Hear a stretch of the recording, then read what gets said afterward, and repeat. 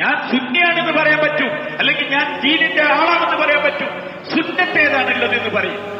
എല്ലാരോടും ഞാൻ പറഞ്ഞത്, അല്ലാതെ സുന്നി എന്ന് പറയുന്ന വിഭാഗത്തിനോടല്ല, ഏതെല്ലാം ആൾക്കാർ എല്ലാവരും പറഞ്ഞത് അഹ്ലു സുന്നത്തി വൽ ജമാഅത്താണ് ഞാനെന്നാണ്. എന്ത് സുന്നത്താണുള്ളത്, എന്ത് ജമാഅത്താണ് നമ്മളിൽ ഉള്ളത് എന്ന് പറയും. കണ്ടാ മനസ്സിലാവോ ഈ ഒരു അഹ്ലു സുന്നത്തി വൽ ജമാഅത്തിന്റെ ആളാണെന്ന്? ഈ മുഹമ്മദ് സാഹസങ്ങൾ ആളാണെന്ന് നിങ്ങൾക്ക് എന്നെ കണ്ടാലറിയോ? എന്റെ വീട്ടിൽ വന്നാലറിയോ? എന്റെ ഭാര്യനെ കണ്ടാലറിയോ? എന്റെ മക്കളെ കണ്ടാലറിയോ? എന്റെ വീടിന്റെ കോലങ്ങൾ കണ്ടാലറിയോ? അവിടുത്തെ ഉറങ്ങലും ഭക്ഷണം കഴിക്കലും യാത്രയും കണ്ടാലറിയോ? എന്ത് കണ്ടാലറിയാം? പിന്നെ എന്റെ ജനാസ കണ്ടാലറിയും. ഇതേതോ ഒരു ഉമ്മത്തിന്റെ ജനാസയാണെന്ന്. പക്ഷെ ജനാസ കണ്ടറിഞ്ഞിട്ട് കാര്യമില്ല. ജനാസക്ക് നിർവാഹം കഴിഞ്ഞിട്ടാണ്.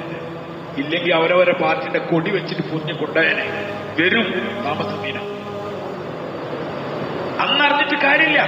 ജീവിച്ചിരിക്കുമ്പോൾ ഞാനൊരു മുഹമ്മദിയാണെന്നില്ല അഭിമാനം കൊള്ളണം. സുന്നത്തെടുത്തതിന്റെ പേരിൽ പുറത്താക്കപ്പെടേണ്ട വീടുകളിൽ നിന്ന്, പുറത്താക്കപ്പെടേണ്ട മഹല്ലുകളിൽ നിന്ന്, നാടുകളിൽ നിന്ന്, രാജ്യങ്ങളിൽ നിന്ന് പുറത്താക്കട്ടെ.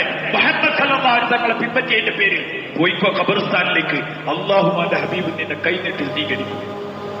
ജൂതനെ പോലെ ഭൂമിയിൽ 1000 കൊല്ലം ജീവിക്കണേക്കാൾ നല്ലത് മുഹമ്മദ് റസൂലുള്ളാഹിന്റെ ഉമ്മത്തിയായി 1 മണിക്കൂർ ജീവിക്കാൻ പറ്റെങ്കിൽ അത് ജീവിക്കണം.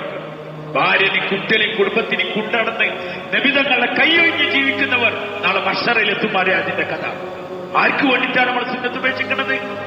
ഭാര്യയ്ക്ക് വേണ്ടിയിട്ടാണ്? ഭാര്യന്റെ കുടുംബക്കാർക്ക് വേണ്ടിയിട്ടാണോ? സമ്പത്തിന് വേണ്ടിയിട്ടാണോ? കച്ചവടത്തിന് വേണ്ടിയിട്ടാണോ?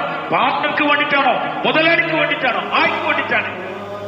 എനിക്കെല്ലാവരെക്കാളും വലിയ ബന്ധം എന്റെ അള്ളാഹുവിനോടും എന്റെ റസൂലിനോടാണ് എന്നാരുടെ ഹൃദയത്തിൽ സ്ഥാനം പിടിച്ചോ ഓരോ വിലക്കാൻ ഒരു പടപ്പിനും കഴിയില്ല, ഒരാൾക്കും കഴിയില്ല. അതുകൊണ്ടാണ് സഹാബാക്കളുടെ മുന്നിൽ റോമും കൈസറും കിസ്രയും എല്ലാം മുട്ടുകുത്തിയത്.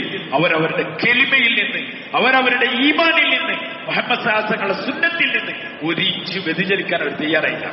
ഒരു സഹാബി നഗരത്തിൽ ഉമർ റളിയല്ലാഹുവിന്റെ കാലത്ത് യാത്ര അയച്ചു. ഒരു കൊട്ടാരത്തിലെത്തി.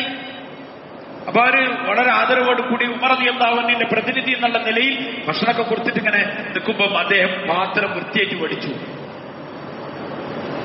പാത്രം പഠിക്കണ കണ്ടപ്പോ തൊട്ടടുത്തുള്ള ആള് പറഞ്ഞു, സദസ്സിനെ, രാജസദസ്സിനെ അപമാനപ്പെടുത്തിയിട്ട് ഇഷ്ടംപോലെ ഭക്ഷണം ഉണ്ടായിരുന്നു. അപ്പൊ അദ്ദേഹം പതുക്കെ ഭക്ഷണം കഴിച്ച് എഴുന്നേറ്റിട്ട് പറഞ്ഞു,